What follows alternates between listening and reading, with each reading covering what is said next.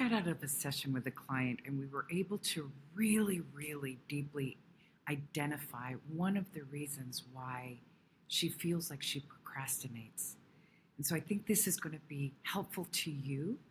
And I wrote down all of my notes as I usually do. This is particularly addressing empaths, because this is a particular issue that deals with who the empath is in the world.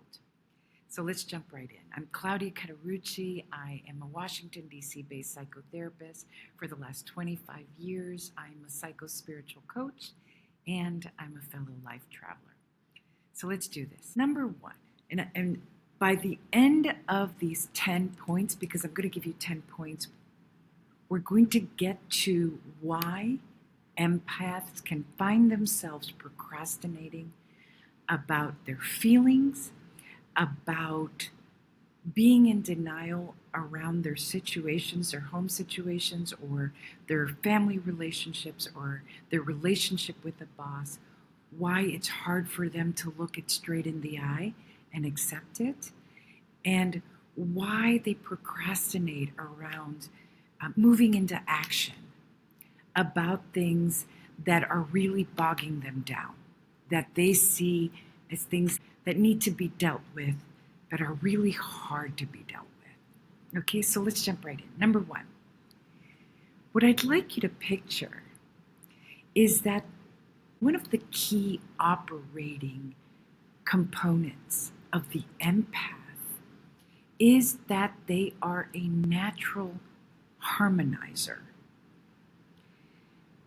The hardware, not just the software, the hardware of the empath is that they come into planet Earth, they are dropped into situations where they begin to harmonize.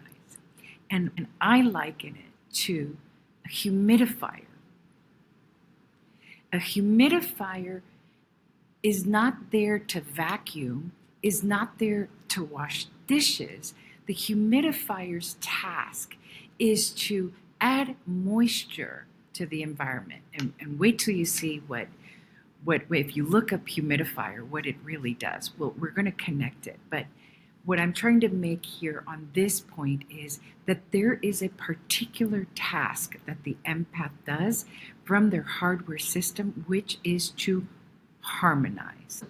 Empaths are either born into families, most of us are born into families where there is conflict of some sort, whether there be a narcissistic parent, a dysregulated family system, an angry family system, a very silent family system. See, what people don't understand is that silence is burgeoning with emotions.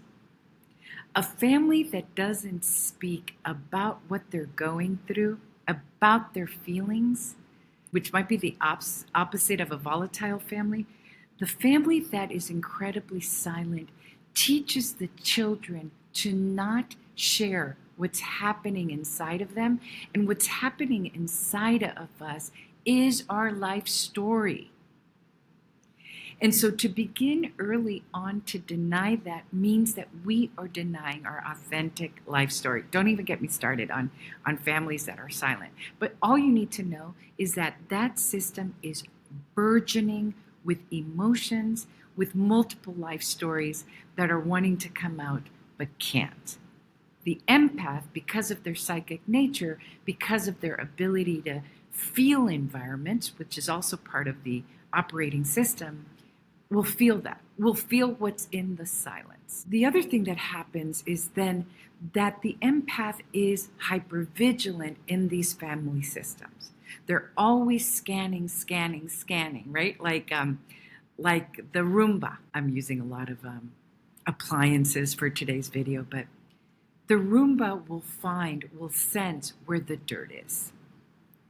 So will the empath. And so the empath has this radar that becomes hypervigilant in terms of finding the areas in the home that are either going to be dangerous and therefore need harmony. Teal Swan, who's a teacher out there, a spiritual teacher, I like her a lot. I discovered her in 2015, Teal Swan. She talks about the fact that the reason why empaths is because they're hypervigilant. It's like a chicken and egg scenario. I happen to believe that we are born empaths. Humans are born empathic, and empaths have a psychic sixth sense to them. All humans do. And if they are dropped into conflict-ridden systems, family systems, or organisms, that skill will get hyper-honed. And it does become a skill, which is what I talk about in empath leadership. It's a skill that we can use to be leaders. So is it the chicken or the egg? Are we hypervigilant first, or are we empathic first? I happen to believe that humans are born as empaths, and then we become hypervigilant. Okay, so that's point number 2.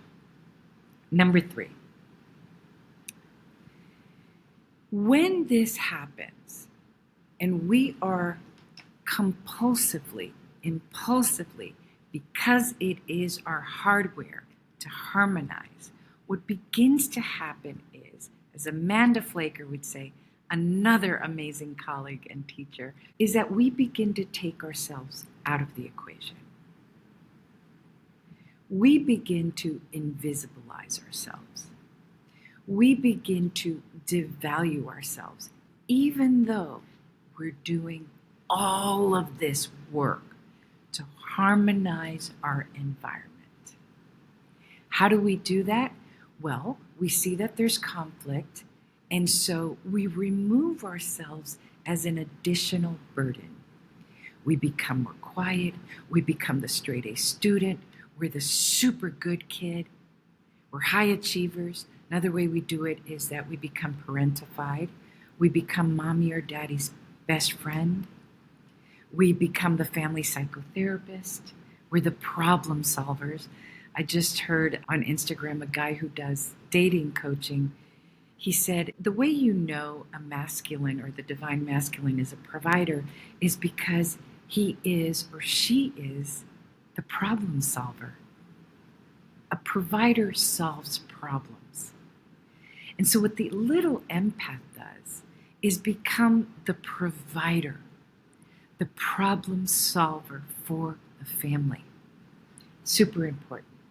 They're also the ones who are responding to all the needs, protecting, providing, being the happy makers. I know that many comedians that I've watched were likely empaths in the family. They were reading the room and becoming the one who made people happy. And again, these are all skills. I really do want to foreshadow the book, The Empath Leader, because these are skills that are created inside of us or honed in, or we become experts at our operating system that we can use later in leadership, but only if we heal. And I'm going to give you some points as to how to heal today. So that's number 5. Number 4 is that what happens is we begin slowly but surely to exist only for others. And this connects to taking ourselves out of the equation. We exist only to be this appliance, this tool in all the systems that we move into, and we get better and better and better and better at it. We get better and better at reading the room, at feeling people's feelings, which is how we heighten our psychic abilities, by the way. And psychic only means knowing and feeling the invisible. And we are able to predict things because we become so adept, so proficient at learning how to handle, how to emotionally regulate a group, how to emotionally regulate others. What happens is we forget ourselves. We forget and we have difficulty emotionally regulating ourselves. And by the way, if we turn in and look at it, it feels too intense, too daunting. So we might as well keep going with emotionally helping others regulate. Let's move to number 6. This is all connecting. And if you're an empath, something is clicking, something is dropping, or I hope it will. I hope these codes will drop. Number 6. In the backdrop, we start to form a shadow contract. And shadow contracts are like the very fine print on a contract. The things that we do not verbally say, but that we are creating, expecting, assuming.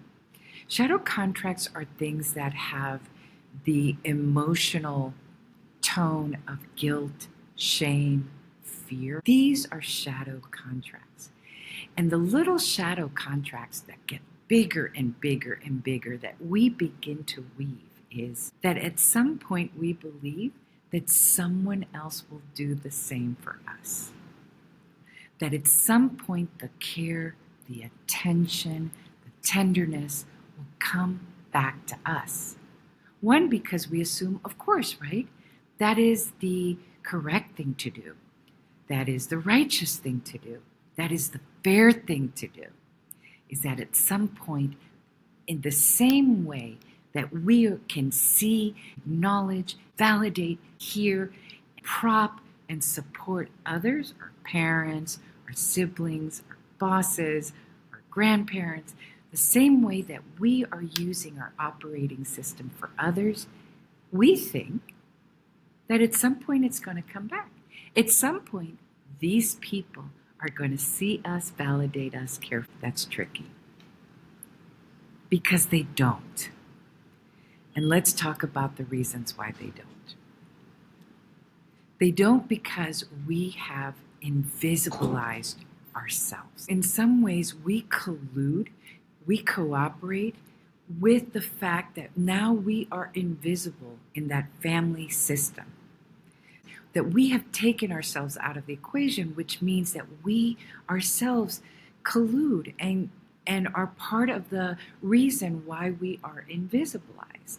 Number 2, they don't because the dynamic is already set. We have trained others that we will be the ones to provide all of these resources. We are the resourcer.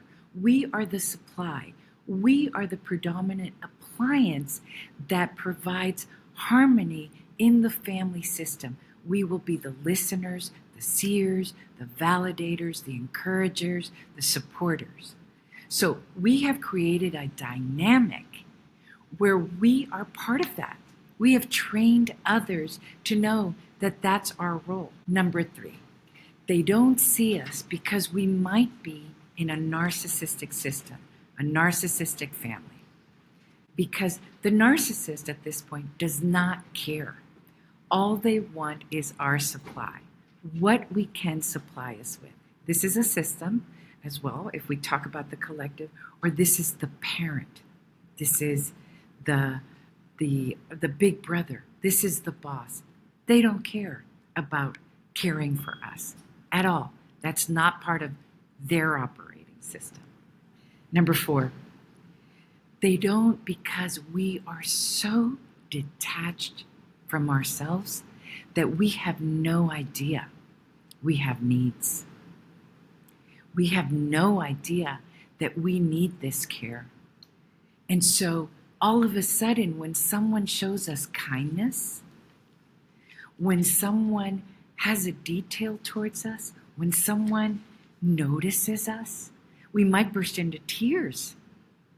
We might be surprised and shocked. We cry at any sign of care.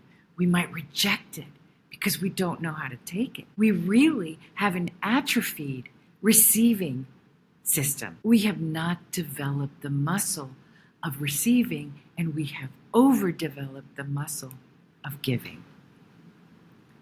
The other part of why this happens is that we've become hyper independent, although a lot of empaths are very codependent. Remember, this is under number 6. This is still under the idea of shadow contract. The shadow contract that why don't we receive care? This is one of the reasons. We become so independent. Our families, our systems have taught us to become so invisible or so helping of others, that we just go back to this place of party of one. And if you've seen my Claudia's on party of one, these are the kids that just had to fend on their own, had to problem solve on their own. And can you see how this becomes skills later in life? And if we become healed, these can become our leadership skills.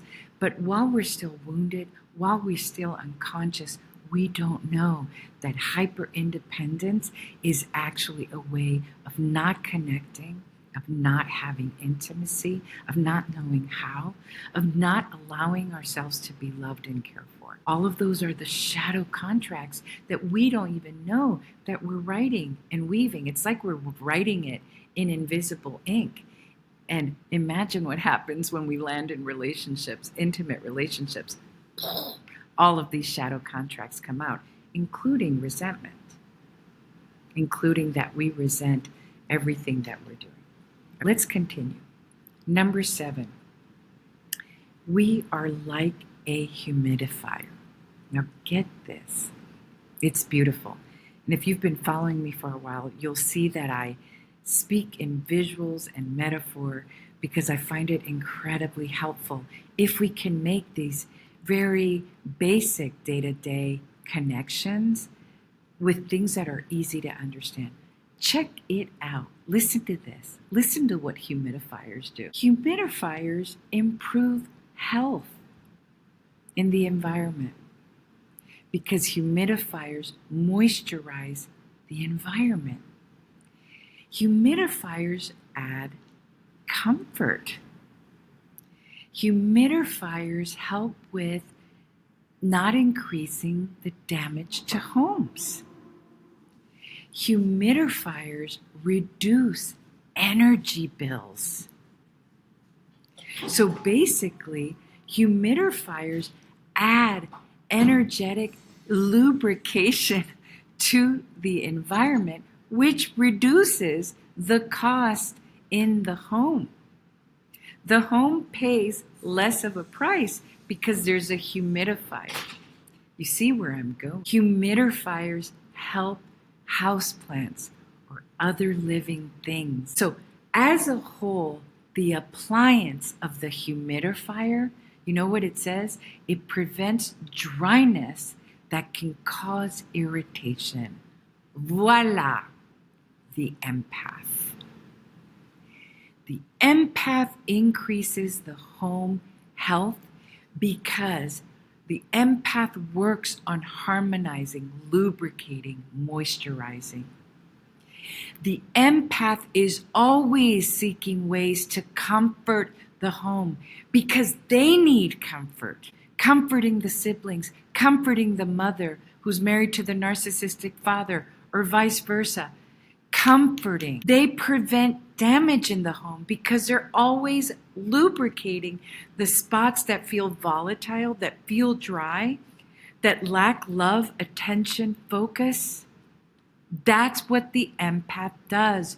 Naturally, we notice, we see, we feel for others. Energy bills, exactly.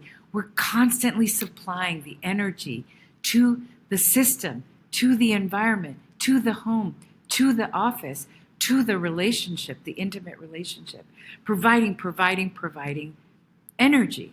And right, when we know about the relationship with the empath and the narcissist, that is called supply. We are supplying the narcissist with all of these things. Imagine what we can do when we're healed. Again, foreshadowing the Empath Leader book. The humidifier helps houseplants. Of course, we not only help the parents, we help the siblings. We help the other teammates under the narcissistic coach. We are constantly providing care to the environment, to the other living things. Number 8. The trick is we are not providing that for ourselves. We are a humidifier that is not adding water. And because these systems are so burdened with volatility, with narcissism, with chaos, with silence. No one's noticing that they're not adding water back to the empath. No one is lubricating the empath. And so what happens? This is an appliance that is on overdrive. It's like not adding oil to a car. It keeps going and going and going and going, and little by little, they begin to putt-putt. And this is how that putt-putt shows up. The empath begins to get sick. Autoimmune diseases, cancer, they begin to check out. They're so depleted, they just begin to check out because they're around this vampiric energy drain. If you're in a household with someone who's hyper anxious, believe it, it is just soaking the energy out of you. Why? Because you're constantly trying to comfort like a humidifier. If this person is not taking care of themselves, is not managing their anxiety, is not managing their moods, is not regulating, it will start to seep the energy out of you like the humidifier. One of the things that I say about an empath who's depleted or who's with a narcissist is that they become zombie-like, literally. They literally become so dissociated you can't even see them anymore. Their joys, it's really sad, their preferences, their needs, they literally shut down because they're just picking their battles. They don't want to get punished. And punishment looks like silent treatments, out and out rage, out and out demeaning. But there are subtler forms of punishment. Punishment can look like this person is constantly collapsing. So if you have needs or if you have requests or if you want to be alone, the other person will codependently collapse.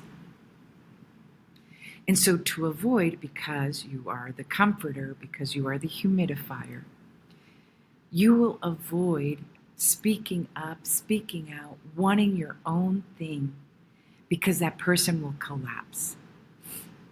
And this happens in houses with someone who has a mental health issue or who's extremely codependent. Number 9, I need you to sit down right now. I need you to take a deep breath. I need you to really hear this. I take an entire chapter in the Empath Leader book to talk about this. And this is not fluff, and it is not trendy. Self-care is a non-negotiable for the empath. Self-care is a non-negotiable. And because you have the metaphor, the example of the humidifier, self-care is putting water back in for you so that you don't dry out, zombie out, deplete out, autoimmune yourself out. We are not messing around, empaths, with self-care. This is not luxurious. This is essential that you self-care. And I'm being passionate because it's real. It's non-negotiable. Now, included in that, and I talk a lot about this in my group, Wealth from Within, when we talk about rituals, R-I-C-H, rich wools. What are the rituals that make us rich, that replenish us, that give us wealth back to ourselves? Because at this point, the shadow contract, we're seeing the fine print. Holy moly, if I don't adjust, if I don't change, if I don't put myself in the equation, if I don't speak up, the care isn't coming.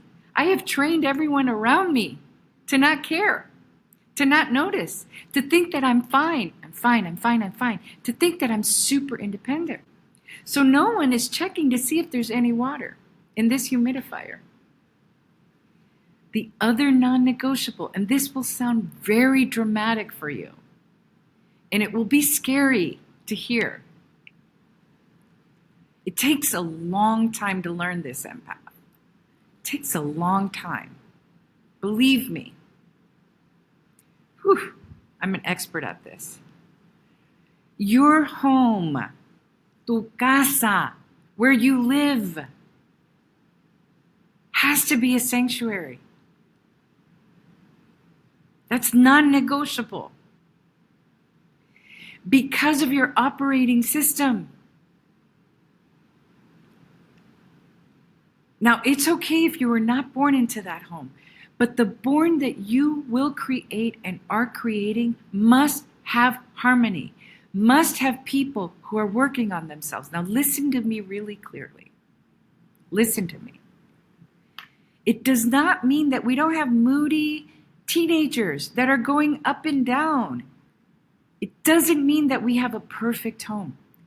It means that everyone in the home is getting support, help, therapy, support groups, classes. It means that the adults in the home, the adults, your partner, your spouse, is actively getting help, support, healing. Because otherwise, you will be the one. You will be the humidifier that's doing all of that. You will be the entire supply, the energetic supply, the healing, the comforting supply for your home. Are you listening to me?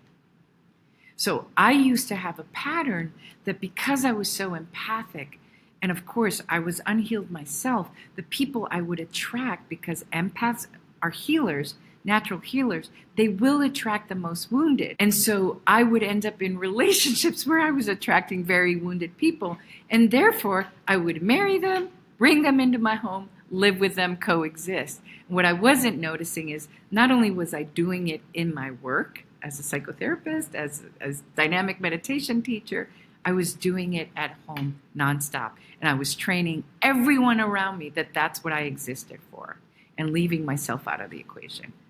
Self-care and what your home is like is a non-negotiable, because you will be drained and depleted. And this might be very hard to see because there's going to be a lot of decision making in your home. And you're going to have to insist that your partner get help, get therapy, that you get help, or realize, wow, this is not going to work for me anymore because this person isn't getting help. This person isn't healing, isn't growing. Now, this is different from children, by the way, because children are just starting their journey. But imagine you don't want to be the home where the pattern repeats for your child, for your children. You want to provide the home where there is healing at play, where there is emotional regulation at play, not perfectionism. We get to fight and repair, though. Repair. We could struggle with our throat chakra, we can have silences, and we can be insistent on learning how to use it. We can learn how to talk about emotions. We can learn. We can be the home that learns and that institutes and executes all of that. Do you understand? So self-care and emotional. So number 9, huge. And this one is connected to procrastination. Here you go. So here's the part on procrastination. There's still number 10, but I'm going to link this self-care piece. What happens is the depleted, zombied out, I just can't provide one more thing, especially as I myself am completely non-lubricated, non-moisturized, is that everything looks like a project to this empath, to this overburdened empath.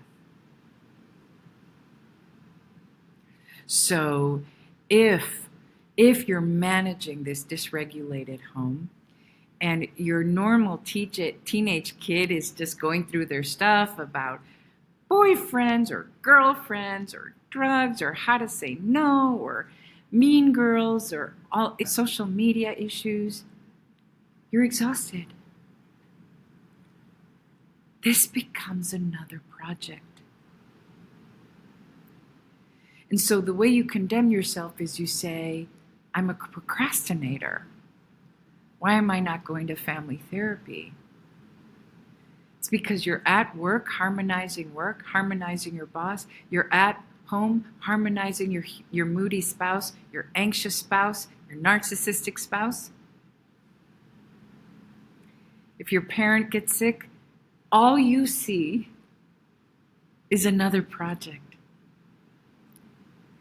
And one of the characteristics, part of the programming of the empath, is that we have an all-in nature. We're hyper-committed, hyper-responsible. Again, this can become a leadership skill. If we're healed, if we put ourselves in the equation, it's actually amazing. Every time we see a project, we ask if we see that, something where maybe we want to put our attention to, focus on our ailing parent, or on our teenager, or on a friend who really needs us, or who wants to have fun with us. We can't. It looks like another thing on the list. It looks like a project, and so we put it off.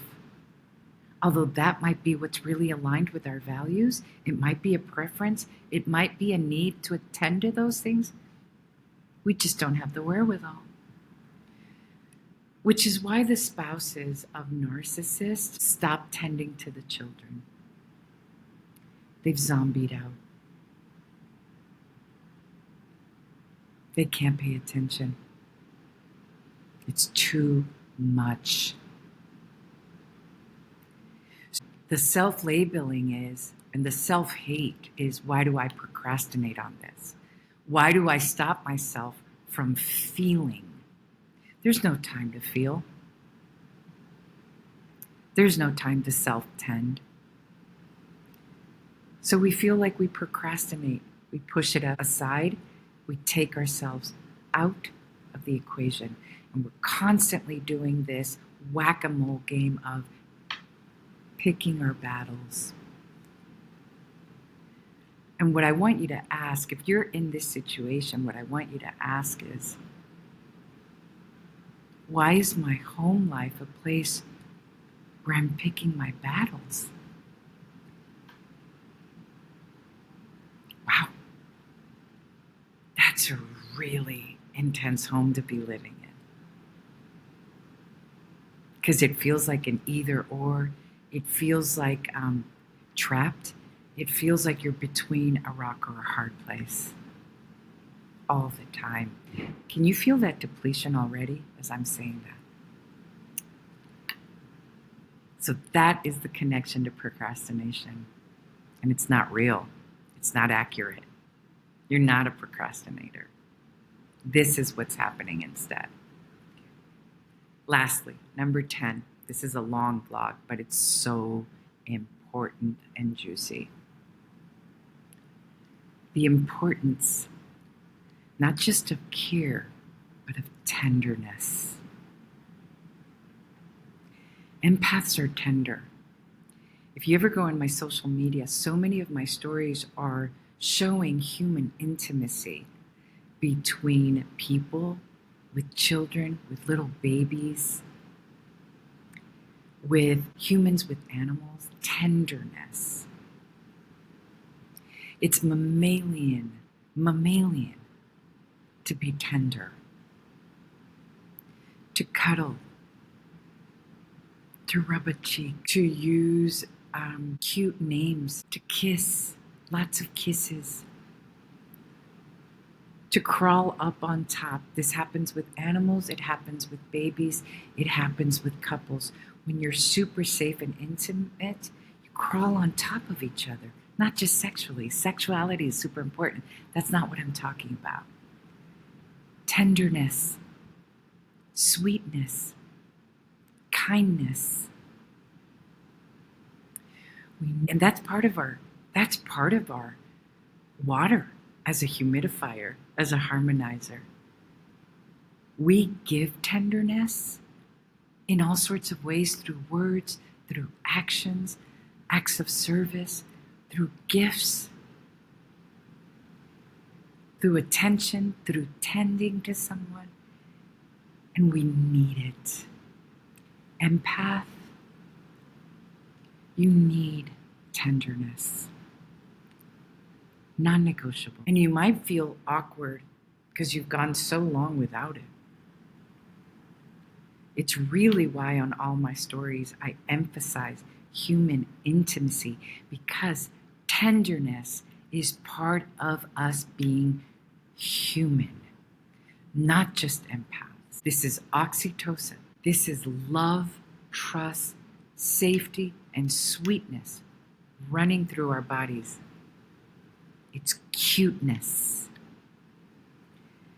It sounds frivolous, but I need you to look at who human beings are, at who babies are, at who puppies are, kittens are. It's part of us. When someone kisses us on the forehead whom we love, where it's a safe situation, holds our hand, tenderness. So I'm going to leave it at that. Those are 10 points. Lots of juicy stuff here. And it was all inspired by this session I had where a client was blaming herself for being a procrastinator. Let's scratch that out and let's fill it with these 10 points about being the harmonizer, i.e. the humidifier in your home. Thanks for sticking with me. Listen, if you like this content, let's spread the news. And it's free. It takes nothing to like, to comment, to share. I'm wanting to blow a kiss to the algorithms, because the more likes and shares this channel gets, the more it's spread out there, the more people know.